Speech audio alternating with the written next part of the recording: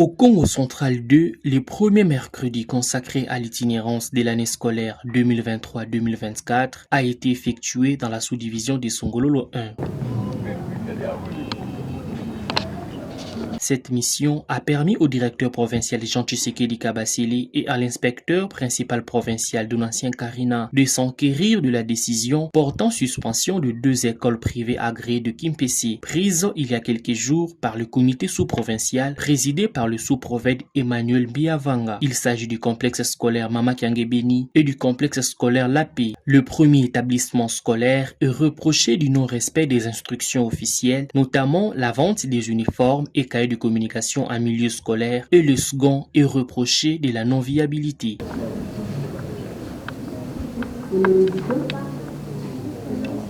Pour palper du doigt cette situation, le prophète Jean Tshisekedi s'est rendu dans les locaux de ces 2 écoles en recueillant les versions des faits des chefs d'établissement et promoteurs. Nous sommes venus ici à Kimpese. Et à part l'itinérance, il y a eu des cas de 2 écoles privées où les comités sous-provinciaux avaient pris des mesures conservatoires pour fermer ces 2 écoles. En tant que les autorités au niveau provincial, quand nous avons appris la situation, nous sommes descendus sur le terrain pour tirer au clair tout ce qui se passe ici à Kimpese, dans la sous-division de Songololo 1. Nous avons écouté les promoteurs, nous avons écouté les 2 chefs d'établissement, voire même aussi les enseignants.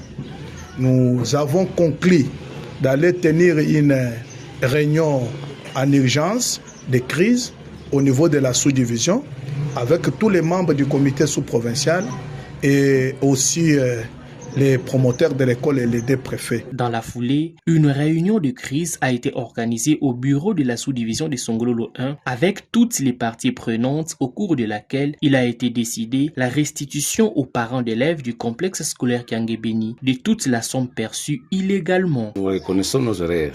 Ce qu'ils ont senti aujourd'hui ne reviendra plus à Mama Kiangebeni.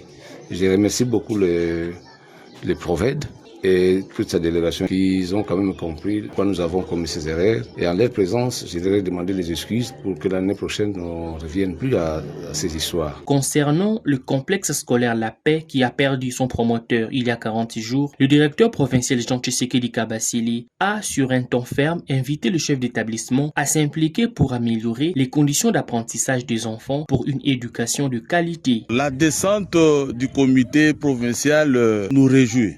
Nous sommes très contents puisque toutes les difficultés que nous avions, nos papas sont venus et ils nous ont appuyés. Et c'est pourquoi, au nom des membres du comité sous-provincial, nous disons merci à monsieur le directeur de l'EPST Congo Central 2. Il faut citer les noms, monsieur Jean Tshisekedi Kabasele et à monsieur l'IPP, monsieur Karina.